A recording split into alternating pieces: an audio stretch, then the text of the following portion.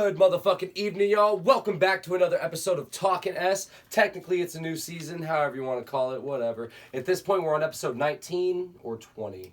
You know what? We've been going for so long, it doesn't even matter no more. How about it? We've made it to somewhere like 19 or 20. With that being said, y'all, like, share, comment, subscribe. Appreciate all the love, all the support. Thank you for sticking with us, especially in this time of a layoff, and we really appreciate it. Let's get right into it. After the very entertaining fight with Jake Paul and Floyd Mayweather.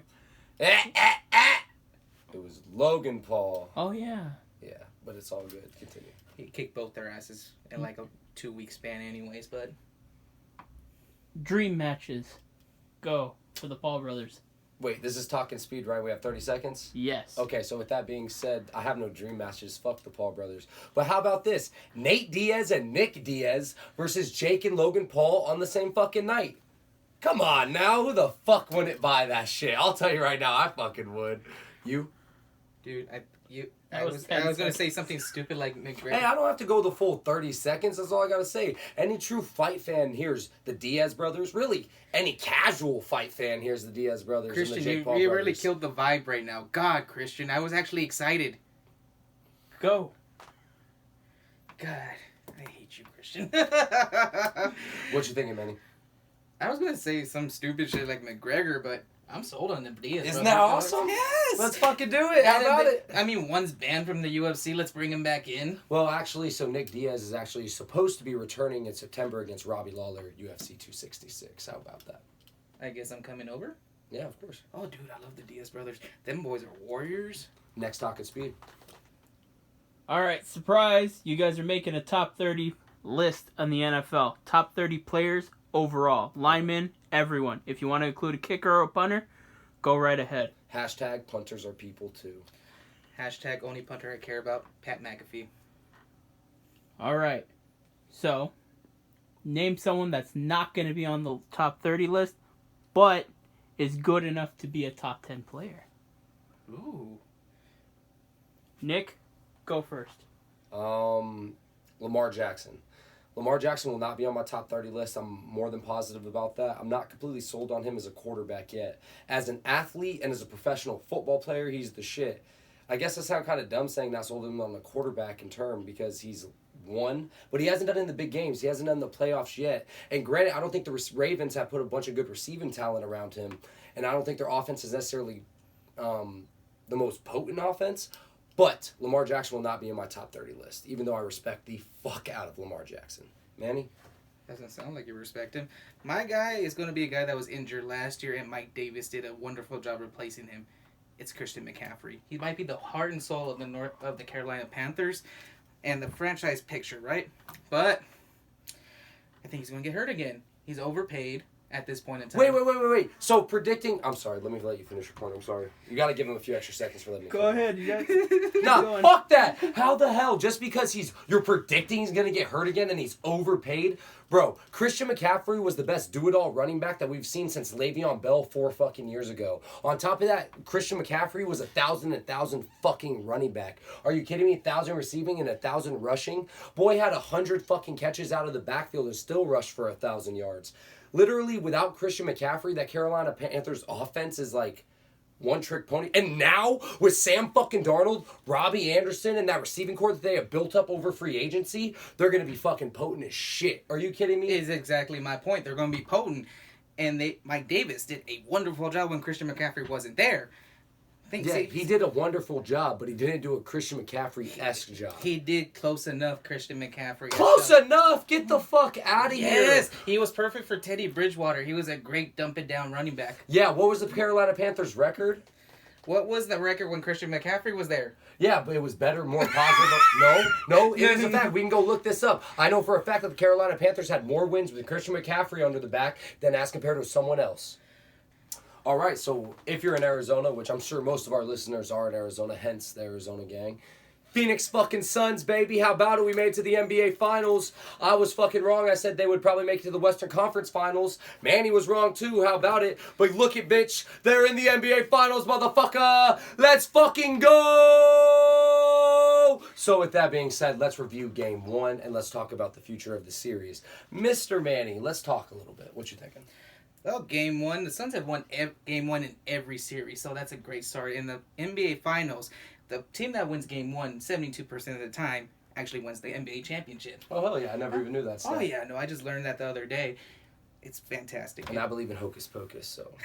Hocus pocus? Yeah, motherfucker, you know, good karma, juju, all that bullshit. Right. All those injuries Chris Paul accumulated over the years, it's finally starting to pay off. Win a championship in a place that have never won a championship. I don't think injuries ever really pay off.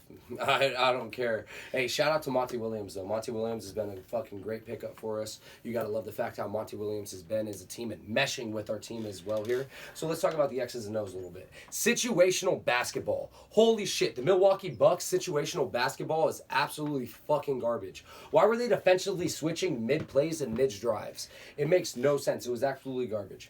Manny, can you explain any of this to me? So it's basically the pick and roll. The Suns do something that most teams don't do anymore. So most teams will either lob it up to the center on the pick and roll or shoot it back to the arc for a three. The Suns will actually lob it up to the center, shoot it back to the three, but also use the mid-range game where Devin Booker and Chris Paul are the deadliest. They will take advantage of the bigger man since they're smaller, quicker. Definitely. And then you got weak-ass Brooke Lopez getting shit on not only by DeAndre Ayton, but even, I mean, look at even Mikal Bridges as a forward is doing well in the paint and doing everything he needs to do in dirty deed. Oh, and he's like 140 pounds smaller than Brooke Lopez. Man, let's talk about something, too, as well. The turnover game. You had, right now, the Milwaukee Bucks, they had 13 turnovers to the Suns 9, and they had 18 fouls to the Suns 14. They missed 7 free throws. The Suns only missed 1 free throw. Just talking about situational basketball and needing to tighten things up, the Milwaukee Bucks aren't going to be looking too solid in the series if they don't do those things. Now, I do think this is going to be a Suns in 6 series. I have the Suns 4-2. As of right now, they're up 1-0. Manny, how you thinking the series ends? I was going to say 5. Milwaukee's going to take one at home, and then they're going to finish off back in Phoenix. But you're 100% right. The Bucks are a terrible last-minute free-throw team, especially with their superstar Giannis. He's just terrible at the line this year. I believe he's below 50% this year, and he's just in his own head. Their fans are even mocking his free-throw shooting. It's 10 seconds on the line. He's taking 13, 14 seconds. Fans are just in his head right now.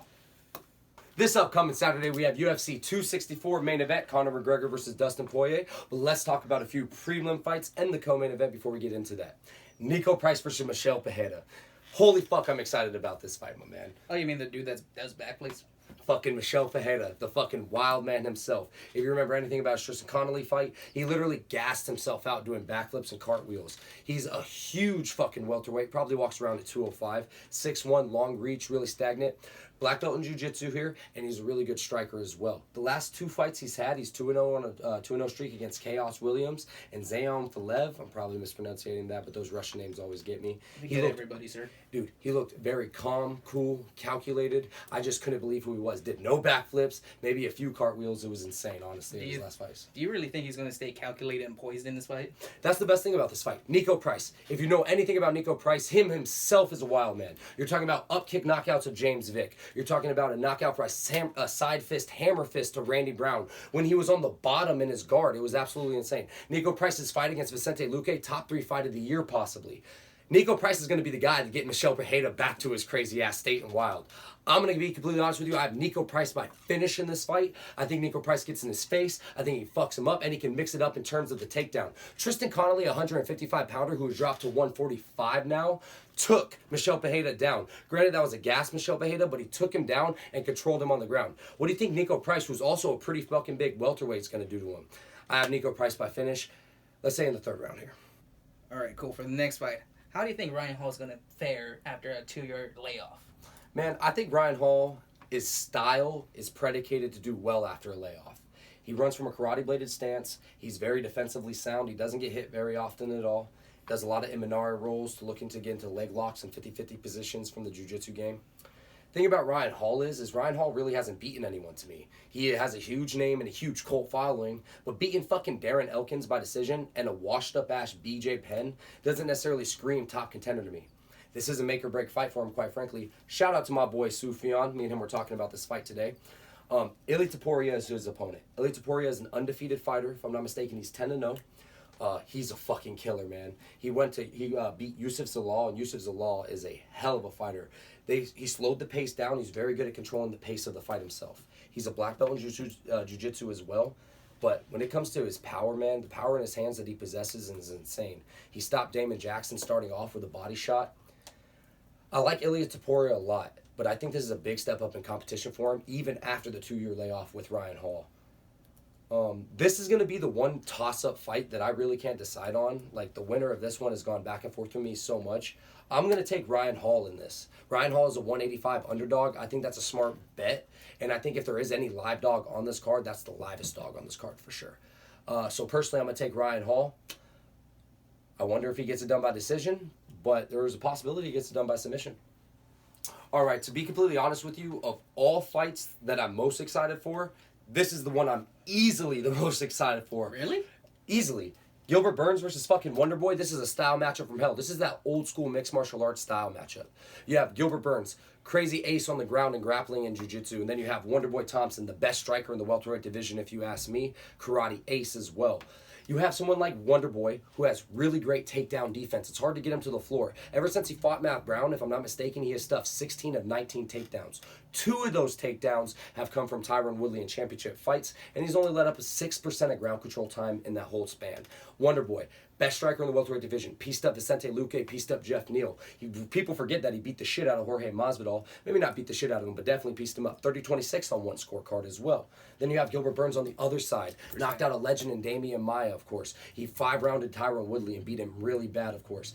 Beat Gunnar Nelson, who's a grappling ace himself, on the other side. Gilbert Burns is coming into his own before he got knocked out by Kamaru Usman. And he even stunned Kamaru Usman. Now, the question in this fight is this. Can Gilbert Burns get Stephen Thompson to the ground? And can Stephen Thompson keep it standing? I do think Stephen Thompson gets to keep it standing is a big thing. But if it does get to the ground, it's going to be a world of fucking hurt for Stephen Thompson, to say the least. So, in your opinion, what does this mean for the welterweight division? So, if Gilbert Burns wins this fight, I do think he's going to have to fight at least one more time before he gets another title shot. If Gilbert Burns wins this fight, I think that sets up a great fight between Leon Edwards and Gilbert Burns. Now, if Stephen Wonderboy Thompson wins this fight, I think he deserves a title shot. He had to fight 2 up-and-coming contenders in Vicente Luque and Jeff Neal. He pieced them both up, only lost 1 round in both those fights against Vicente Luque in the first round at UFC 244, or 245, I'm sorry. And then you also have him, if he beats Gilbert Burns, who's the number 2 ranked contender, just coming off a title shot loss, how do you not give him a title shot? Of course, you're going to have Kamaru Usman versus Colby Covington, of course. Oh, yeah. But then after that fight, you have to have a number 1 contender ready to go. And I think Wonderboy could be that guy. I think his wins against Vicente Luque, Jeff Neal, as well as his win against Gilbert Burns, if he beats Gilbert Burns, is more impressive than Leon Edwards' last few wins. That would be RDA, who was he fought 3 years ago. He fought Cowboy a few years ago. His Bilal Muhammad doesn't count because, of course, it was a contest. And then you finally have the Nate Diaz where it was, pretty tough. So, in your opinion, who do you think is going to win? I'm going to take Wonderboy this fight. I think Wonderboy has enough to keep it standing. I think he wins this fight by decision. And I think Wonderboy maybe doesn't do it easily, but I think it's a little bit easier than people will expect it to be. Manny. The trilogy matchup between Dustin Poirier and Conor McGregor. I put Dustin Poirier's name first because he won the last fight. So let's talk about this, Manny. Who do you think is going to win this fight? Dustin Poirier. Conor McGregor just sold his whiskey company for $600 million. Do you really think he's going to be incredibly focused for a fight at this point in time? I do think he's going to be incredibly focused for this fight at this time. If I'm going on the X's and O's of it, of course you have to look at Dustin Poirier. He's the more evolved mixed martial artist. He's been through the better wars. He has the least amount of time off from the sport. But Conor McGregor is still an amazing martial artist, regardless as much I hate him. But as much as I do hate him, I can't disrespect him. There were times in that first fight where he had Dustin Poirier hurt. He had great distance management in the first round specifically. But once Dustin Poirier, of course, started landing that check right hook and those low calf kicks, it definitely changed the game plan. The biggest thing in that first round that happened in the second fight was Dustin Poirier taking Conor McGregor down, forcing him to work, flowing his body with some blood, slowing him down, slowing down the pace. I think if this fight doesn't get out of the first round, I do think Conor McGregor wins within the first round. I think if this fight gets anywhere past 7 minutes, it's a Dustin Poirier show. And I think he runs away with it. So basically, typical McGregor fight. If he doesn't knock the person out in the first round, he's just going to lose. That's not the case at all because he knocked out Chad Mendez. The judges gave him the Nate Diaz fight, of course. That was a he went all 3 rounds with Max Holloway. People forget about that. I think his cardio issues are a little bit overblown, but they're not all completely false, to say the least. He doesn't get better like a Neil Magny, per se, as the fight goes along or anything like that. So my official and final prediction for this fight, and I can't believe I'm going to say it, I'm going to say Dustin Poirier. I'm going to say Dustin Poirier by submission. I don't know why. Submission. I think the ground game is going to be a huge fucking part of Dustin Poirier's game plan in this fight. I think he has the game and the tools to readily get this fight to the ground, and if it goes to the ground, to keep it to the ground. I truly believe in Dustin Poirier in this fight. So you got submission. Yes, I usually say finish and things of that nature, but I'm dead asking to say submission here. I got knockout third. By Dustin? Yeah, I got Dustin as well, but like I said, McGregor's conditioning issues are a legitimate issue. Yeah, so I'm really curious for this fight. I'm very excited, and I hope you guys are too. Thank you guys so much for joining us for another episode of Talkin' S. We hope you enjoyed the UFC 264 card. We hope you enjoyed the NBA Finals. Let's go Phoenix Suns, baby. Suns in 6. My boy says Suns in 5. It's all good to go regardless. Don't forget, like, share, comment, subscribe. Share with all your friends. Put it on social media platforms. We're trying to get this thing rolling again, y'all. We appreciate all the love and all the patience, most importantly. Much love from producer Christian, Manny, and Nicholas. That's Nicholas. I'm Manuel. Love y'all. Thank you for watching the S.O.B network. Like, comment, share, and don't forget to subscribe.